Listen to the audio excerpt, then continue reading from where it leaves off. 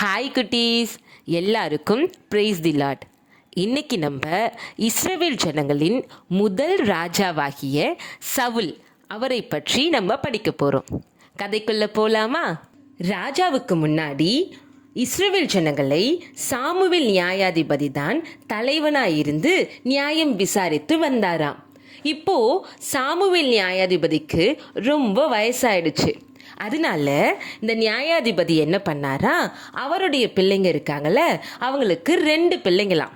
முதல் பையன் பேரு யோவேல், 2வது பையன் பேரு அபியா. இந்த 2 பேரையும் இஸ்ரவேல் ஜனங்களை நியாயம் விசாரிக்கிறதுக்கு நியமிச்சாரா. இப்போ இந்த 2 பிள்ளைங்களும் சாமுவேல் நியாயாதிபதி மாதிரி ஏசப்பாவுடைய சொல் பேச்சை கேட்டு நடக்காம என்ன பண்ணாங்களாம், பணத்தை வாங்கிட்டு நியாயம் சொன்னாங்களாம். அதனால இஸ்ரவேல் ஜனங்கள் எல்லாரும் ஒன்று கூடி சாமுவேல் தீர்க்கதரிசி கிட்ட வந்தாங்களாம். வந்து எங்களுக்கு ஒரு ராஜா வேணும், மற்ற ஜனங்களை எல்லாம் ராஜா தானே ஆட்சி புரியுறாங்க, அப்போ எங்களுக்கும் ஒரு ராஜா வேணும் அப்படின்னு சாமுவேல் நியாயாதிபதி கிட்ட முறையிட்டாங்களாம்.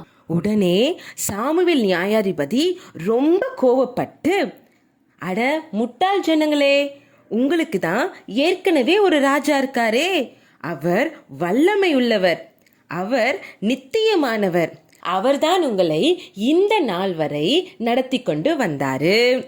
நீண்ட நாட்களுக்கு முன்னாடி செங்கடலை பிளந்து எகிப்தின் அடிமைத்தனத்திலிருந்து உங்களை விடுதலையாக்கினார். அது மட்டும் இல்லாம உங்களுக்கு ஒரு அழகான தேசத்தை கொடுத்தார். அப்பேற்பட்ட ராஜாவை மறந்துட்டீங்களே அப்படின்னு சாமுவேல் நியாயாதிபதி அந்த ஜனங்களிடத்துல சொன்னாராம். உடனே அந்த ஜனங்கள் எல்லாம் இல்ல எங்களுக்கு வேற ஒரு ராஜா வேணும்னு அடம் பிடிச்சாங்க. உடனே சாமுவேல் நியாயாதிபதி மிகவும் துக்கம் அடைந்தாராம். உடனே சாமுவேல் நியாயாதிபதி என்ன செய்யறதுன்னு தெரியலையே அப்படின்னு யோசிச்சுட்டு இருந்தாராம். உடனே தேவன் சாமுவேல் நியாயாதிபதி கிட்ட பேசினாரு. என்ன சொன்னாரா, இந்த ஜனங்கள் எல்லாம் என்னதான் வேணான்னு சொல்லிட்டாங்க, உன்னை வேணான்னு சொல்லல, நீ கவலைப்படாத, இந்த ஜனங்களுக்கு ஏத்த மாதிரி ஒரு ராஜாவை நான் உனக்கு காண்பிப்பேன் அப்படின்னு சொன்னாராம். அது மட்டும் அல்லாம ஒரு ராஜா வந்து உங்களை ஆட்சி பண்ணா என்னென்னலாம் நடக்குமோ அதையெல்லாம் நீ அவங்க கிட்ட போய் சொல்லு அப்படின்னு தேவன் சொன்னாராம். உங்களுக்குன்னு ஒரு ராஜா வந்துட்டார்னா உங்ககிட்ட இருக்கிற காசை எல்லாம் வரியாக அந்த ராஜா எடுத்துப்பாரு. அது மட்டும் இல்லாமல் உங்ககிட்ட இருக்கிற அழகான வயல், சூப்பரான திராட்சை தோட்டம், அதையெல்லாம் அவனுக்குன்னு எடுத்துப்பான்.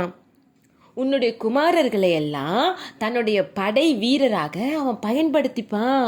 அது மட்டும் இல்லாமல் உன்னுடைய குமாரத்திகள்லாம் இருக்காங்கல்ல, அவங்களையெல்லாம் அவன் வீட்டு வேலை செய்வதற்கு கூட்டிட்டு போயிடுவான்.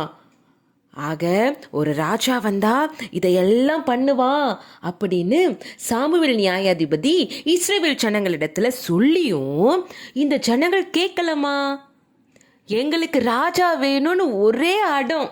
உடனே தேவன் என்ன பண்ணாரா, பெஞ்சமின் கோத்திரம், உங்களுக்கு எல்லாம் தெரியும்ல, 12வது கோத்திரம், அந்த பெஞ்சமின் கோத்திரத்திலிருந்து ஒருத்தரை தேர்ந்தெடுத்தாராம்.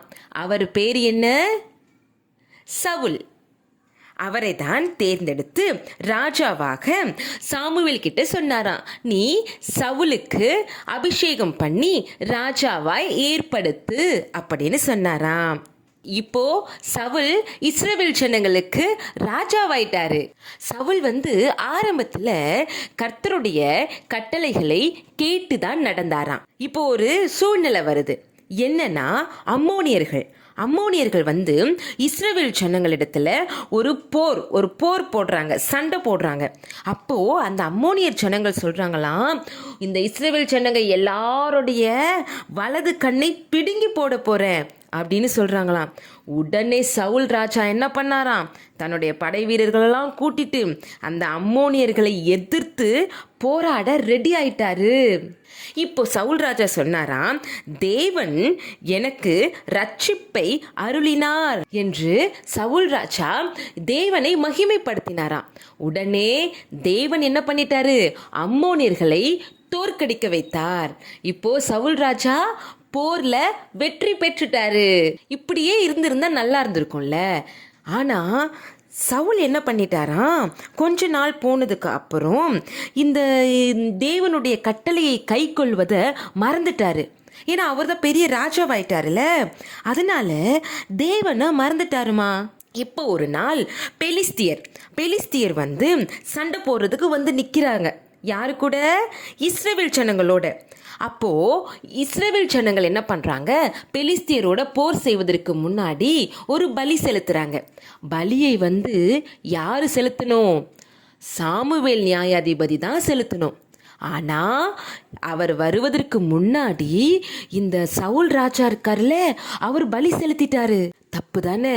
இப்போ சாமுவேல் தீர்க்கதரிசி வந்து, என்னப்பா இப்படி பண்ணிட்டியே, தேவனுடைய வார்த்தையை கீழ்ப்படியாம போயிட்டியே அப்படின்னு ரொம்ப கஷ்டப்பட்டாராம்.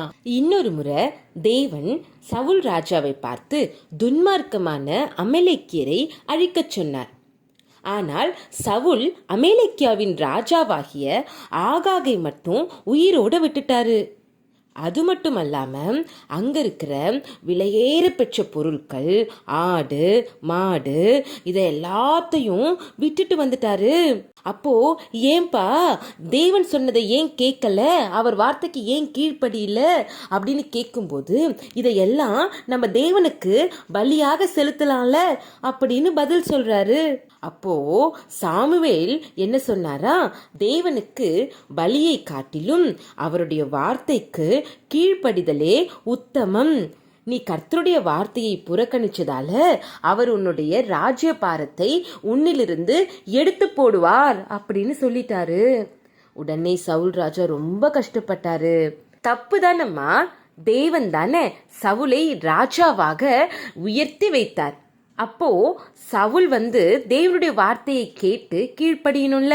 நீங்களும் என்ன பண்ணணும், என்ன நிலைமையில இருந்தாலும் இயேசு கிறிஸ்துவனுடைய வார்த்தையை கேட்டு கீழ்ப்படியணும்.